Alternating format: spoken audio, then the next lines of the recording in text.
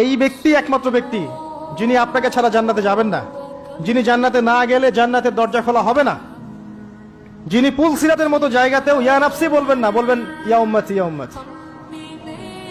তিনি একমাত্র ব্যক্তি যাকে কবরে দেখানো হবে আপনাকে আমাকে।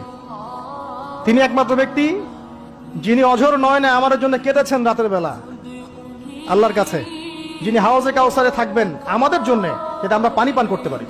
এই ব্যক্তিকে গালি দেয়া হয়, এই ব্যক্তিকে তার চরিত্র নিয়ে কথা বলা হয়, এই ব্যক্তিকে নিয়ে কত কিছু করা হয়। আল্লাহ পাক তাদেরকে হেদায়েত নসিব করুন।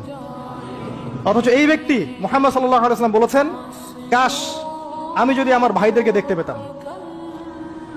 সাহাবীরা বলতেন, ইয়া রাসূলুল্লাহ আমরা কি আপনার ভাই নই? নবীজি বলতেন সাল্লাল্লাহু আলাইহি ওয়াসাল্লাম, তোমরা আমার সাহাবী, আমার ভাই তারা যারা আমার পরে তোমাদের পরে আসবে, যারা আমাকে না দেখে ঈমান নিয়ে আসবে। আমরা হচ্ছে তার ভাই। يا أمة محمد يا أمة محمد يا أمة سيد ولد آدم نبيكم يوحى. هم يسخرون ويستهزئون ونحن نتحدث عن سماحة الإسلام كما قال الله عن محمد ومن معه أشداء على الكفار. والله لا خير فينا إن مرت هذه القضية بسلام، وأمة لا تستطيع أن تدافع عن قائدها، لا تستحق أن تنتصر على أعدائها.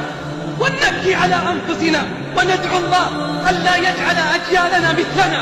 ما سمعنا أنهم استهزأوا بيهود أو بنداس. هل أصبح عباد البقر أسجل بالنار؟ أين صدقنا؟ أين صدق محبتنا؟ أين مواقف الحكومات الإسلامية؟ وأين مواقف أمة المليار؟ এরা এই জমিনের উপরে বেঁচে থাকার অধিকার হারায় ফেলছে। যারা নবী সাল্লাল্লাহু আলাইহি ওয়াসাল্লামের পবিত্র চরিত্র নিয়ে কথা বলেছে, এরা এই জমিনের উপরে বেঁচে থাকার অধিকার হারিয়ে ফেলছে অনেক আগেই। যতদিন বেঁচে থাকবে এরা এরা আল্লাহর দয়া মায়া মার্সিতে বেঁচে আছে, বাঁচার অধিকার তাদের নাই। যারা এদেরকে বাঁচিয়ে রাখতে চাচ্ছে আল্লাহ পাক এদেরকেও গজব দিয়ে ধ্বংস করবে ইনশাআল্লাহ।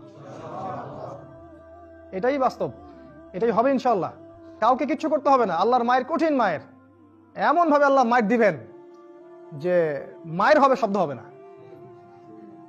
মুসলিমরা কিছু করবেই না, কারণ আমরা তো এখন করার কোনো ক্ষমতা রাখি না, কিছুই করতে হবে না। দেখবেন আল্লাহ তো দেখছেন, আল্লাহ দেখছেন। সবচেয়ে শ্রেষ্ঠ ব্যক্তিত্ব, সবচেয়ে সেরা মানুষ, যে মানুষটা আমাকে আপনাকে ছাড়া জান্নাতে যাবেন না, যে মানুষটা হায়াজে কাউসারে আপনার আমার জন্য দাঁড়িয়ে থাকবেন, যে মানুষটা চেহারা দেখিয়ে আমাকে প্রশ্ন করা হবে, আপনাকে প্রশ্ন করা হবে, এই ব্যক্তি কে যাকে তোমাদের কাছে পাঠানো হয়েছিল। এই মানুষটাকে দেধারসে মানুষ গালি দিয়ে গেল, অপমান করে গেল, তার স্ত্রীদের সম্পর্কে কটূক্তি করলো। আমরা যারা কটূক্তি করছে ওদেরকে পেট্রোনাইজ করলাম। কি ভাবছি আমরা আল্লাহর গজব থেকে মুক্তি পাবো? লা আল্লাহ কাল্লা আল্লাহ, কখনো নয়। আল্লাহ পাক এমন ভাবে ধরবেন যে সমূলে উৎপাটিত হয়ে যাবে ইনশাআল্লাহ তাআলা। কিছু করতে হবে না, আল্লাহর গজবের অপেক্ষা করতে থাকেন, কিছু করতে হবে না, বসে থাকেন, দেখেন কি হয়। আর অবশ্যই এদের বিরুদ্ধে যারা দাঁড়িয়েছে এরা উম্মার মুজাহিদ, এই বিষয়ে বলতে আমাদের ভয় পাওয়া উচিত না। যারা এদের বিরুদ্ধে দাঁড়িয়েছে কথায় কলমে কাজে, এরা এই উম্মার বর্তমান সময়ের বীর সেনানী। আমরা দোয়া করি আল্লাহ পাক এদেরকে জান্নাতুল ফিরদৌস দান করুন।